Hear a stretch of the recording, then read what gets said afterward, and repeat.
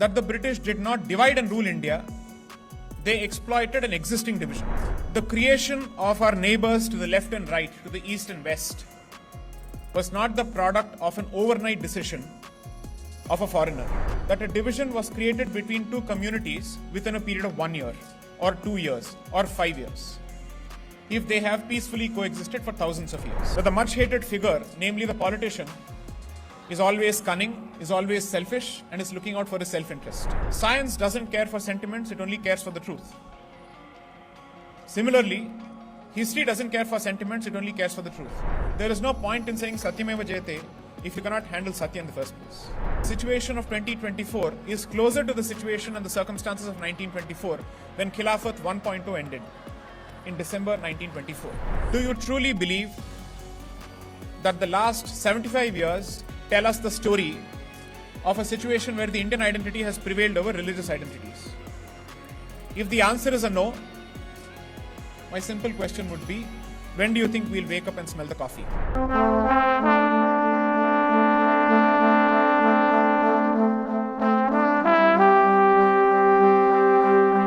I'm grateful to His Excellency the Honorable Governor, Shri R.N. Ravi, for having organized this timely event. And I don't think there could have been a better campus to have this conversation than IIT Madras. I'm grateful to the director for lending this space for this event. And I hope that we have some meaningful and deep conversations in the limited time that we have. As a lawyer, I struggle to contain my argumentative nature or to object. So let me start with a few objections to what was said before me. I agree fully with the need to remember the 14th of August and what it signifies. I fully agree that we must draw the lessons from the partition and the causes behind it. But perhaps I disagree with what those causes are. And I perhaps have fairly clear and strong views on what led to the partition. The standard narrative that will be taught in textbooks is that the British imposed a partition overnight, or that selfish politicians chose to divide the country because they wanted pieces of land for themselves. Allow me to say this with no intention to sound condescending or patronizing. These are comfortable fictions which are meant to be taught only in school textbooks. Adults shouldn't buy this. Because I don't believe that the partition was caused overnight by the British man, as if the rest of us were gullible people to walk with that particular decision without any questions being asked. It is precisely to bust comfortable myths and fictions such as these that I was forced to write the second book, titled India, Bharat and Pakistan. Because my reading of history, based on credible sources and first-hand sources, clearly tells me that the British did not divide and rule India, they exploited an existing division. There's a difference. If there is no controversy or dispute between two parties, and somebody chooses to invent a fight between the two of them, that is called divide and rule. But if there is a pre-existing division and someone chooses to take advantage of it, that is not called divide and rule. It's called use the division and rule.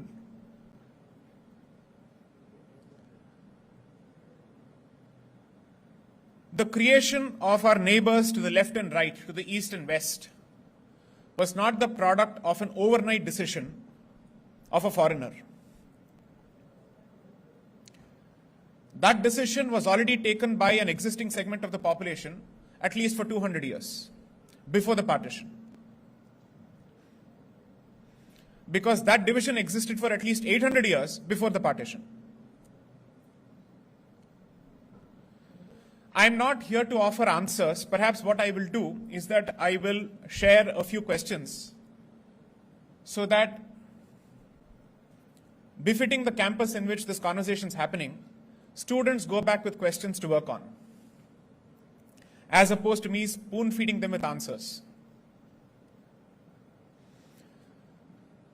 If two segments of the population or two communities have peacefully coexisted for thousands of years, does common sense tell you that a division was created between two communities within a period of 1 year, or 2 years, or 5 years, if they have peacefully coexisted for thousands of years?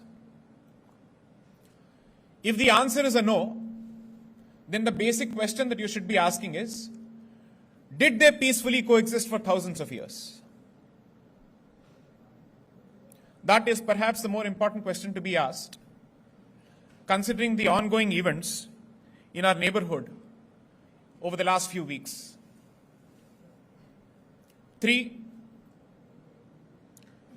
let us assume for a moment that the much hated figure, namely the politician, is always cunning, is always selfish, and is looking out for his self-interest.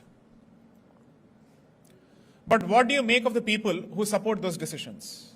After all, the public participated in those decisions one way or the other. Partition was not a decision that was taken by a politician without support from his people. In fact, there was democratic support for the decision, which was clear from the elections of 1946. So perhaps when we wish to draw lessons from the partition 75 or 78 years down the line, in my opinion, these lessons should have been drawn in at least 1947 or 1948. We are doing it 75 years late. But at least now we should be framing the question properly and asking the right questions. Whether they are comfortable or uncomfortable doesn't matter. And since you are asking this question and opening up this topic for conversation in an institution that is dedicated to science, science doesn't care for sentiments, it only cares for the truth. Similarly, history doesn't care for sentiments, it only cares for the truth. Now, if you choose to fabricate history and you don't ask the right questions, you muddle those questions, you will get muddled answers and garbled answers. So if you're serious about revisiting history and drawing the right lesson based on facts, you must be open to be challenged by history. Facts presented by history, documented facts, are bound to cause discomfort and discomfiture. You must have the ability to swallow it. There is no point in saying Satyameva Jayate if you cannot handle Satya in the first place. So over the last 3 to 4 years, people like me, or even better qualified people than me, are engaged in serious pursuit of understanding history or re-understanding Bharatiya history. Because in my view, history almost tends to repeat itself. And we are, according to me, in a phase where perhaps the situation of 2024 is closer to the situation and the circumstances of 1924, when Khilafat 1.0 ended in December 1924.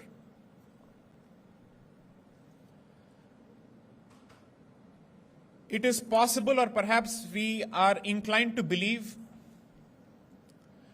that national identity prevails over and supersedes religious identity. We have tried to walk with that experiment for close to 75 to 78 years now. I will not offer any conclusions. I will ask the audience, or members of the audience, to ask themselves this question: do you truly believe that the last 75 years tell us the story of a situation where the Indian identity has prevailed over religious identities? If the answer is a no, my simple question would be, when do you think we'll wake up and smell the coffee? And realize that this experiment may not be working despite our best intentions and efforts.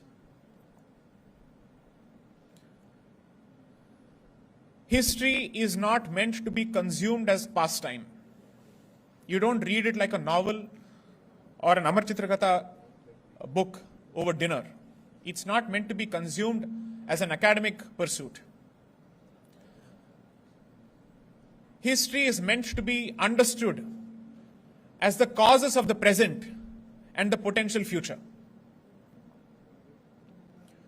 We are where we are because of events of the past, and we will be where we will based on the events and decisions of the present.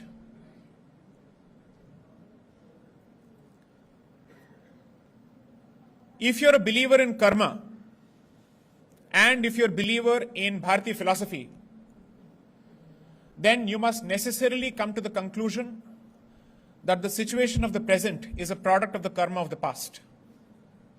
And whatever you do or don't do, both actions of commission and omission in your present will have consequences for the future. So I am not here to push any particular agenda on how I want people to see history. I will present my version nevertheless. I would only request members of the audience, especially the youth, who consume information from Instagram, from YouTube, from Facebook, Quora, Reddit, and so many other platforms, formerly Twitter and now X, to be very careful about what you consume through these portals. Everybody has their own point of view. I am no exception. So perhaps you're better off consuming information through rigorous sources, and that is perhaps the most boring suggestion I can give you, which is to read more.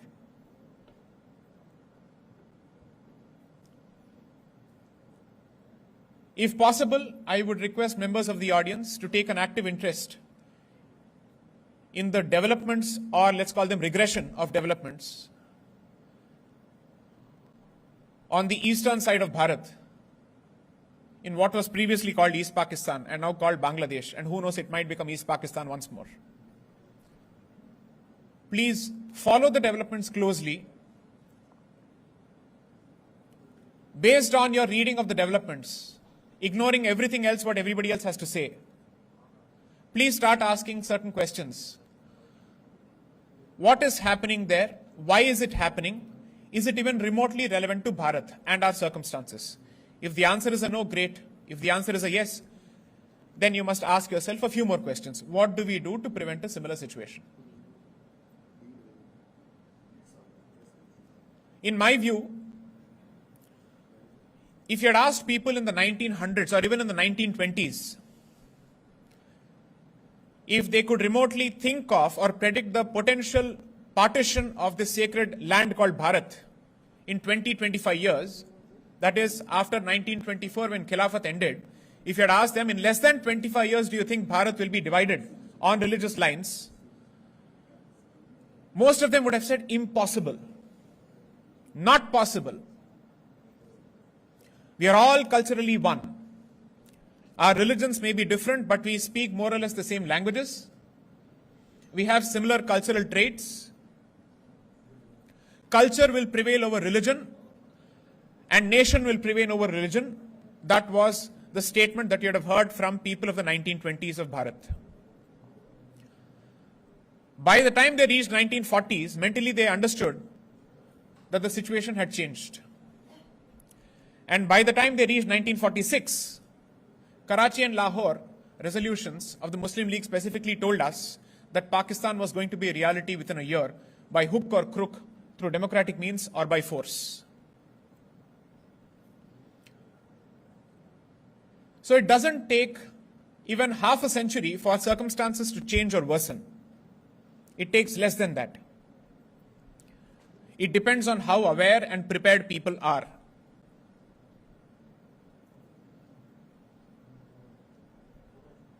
I am not a pessimist, I am a realist. But I do believe that the generation of today is not remotely as prepared and aware as the generation of the 1920s in terms of the challenges that face Bharat. I don't think children should be blamed. I don't think the youth must be blamed for this.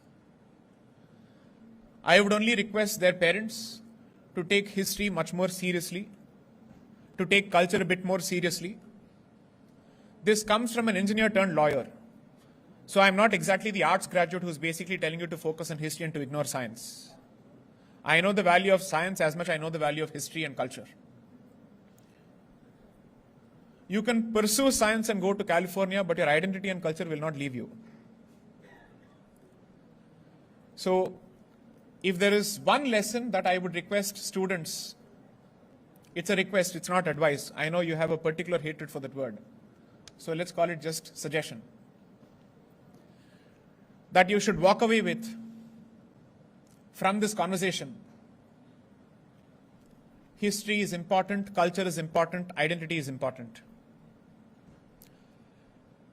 And every civilization or country which has lost its way and its identity has lost itself to the future. Europe has achieved development at least 30, 40 years or maybe even 70 years before Bharat. We are several years or decades behind the least developed country of Europe. But Europe today doesn't have the ability to protect its culture or its civilization because it has completely lost its sense of self and identity. I am not saying sacrifice development and science and infrastructure for identity. I am saying all of that is meaningless without retaining your identity. Both must go hand in hand. Perhaps that's one of the reasons when I speak of education and policy, I believe that it's an utter mistake and according to me a catastrophic mistake when you separate scientific education from arts education or humanities education. We must have a trend where we actually give dual major degrees of diametrically or seemingly diametrically opposite subjects so that students of science have a better understanding of humanities and students of humanities also understand science better. Otherwise, people coming from the humanities stream think that people from the scientific stream have no understanding of the arts and vice versa. There is a mutual contempt which I see in schools and colleges. Those who are bad at mathematics but who understand arts are seen as poor students. And those who understand mathematics but don't understand arts are seen as people without taste and class. This is how education works. And ultimately, when you grow into an adult, you will see its direct consequences when you realize you don't have the ability to make sense of the developments around you. Because you've been so keen on pursuing physics, chemistry, and mathematics that you don't understand how do I make sense of the political, cultural, and national and international developments around me. Every country which is worth its salt and which takes itself seriously prepares for the future by investing in education and specifically history education. In my view, even after 78 years, we are far behind as far as that question is concerned because we have taken forward the terrible education legacy of the colonizer without having an Indian education policy which speaks of Bharatiyata, which speaks of Bharat civilization and philosophy. We seem to have made a beginning and we have started taking baby steps. Why have I suddenly started speaking about education when the conversation is supposed to be about partition horrors? Because you understand history primarily through your textbooks when you're in schools. And if you don't take education seriously, then in the formative years when you're supposed to have a very clear picture as to who you are and where you come from and what is Bharat as a nation, your mind becomes the playground for competing forces, where everybody is trying to brainwash you one way or the other. So, even in African countries, after colonization, rather decolonization or political independence, they've invested better in education policies than Bharat. Bharat doesn't need to look up to America, Singapore, or any other country for education policy on the aspect of history. It has a lot to learn from African countries, for God's sakes, such as Kenya, South Africa. With His Excellency being present here, with the Director of IIT being present here, my only suggestion would be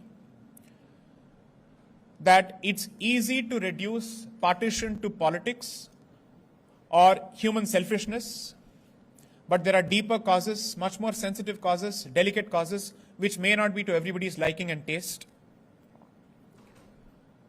the easier way to address this, or at least the simpler way to address this in the long run, is by capturing the causes of partition better in our history textbooks. Because there's no point in trying to convince an adult if 20 years of his school education and college education have taught him otherwise. It's very difficult for them to overcome that barrier and the preconceived notion. Investment in the future is through investment in the past, and investment in the past is through investment in education in the present. Vande Mataram, Jai Hind.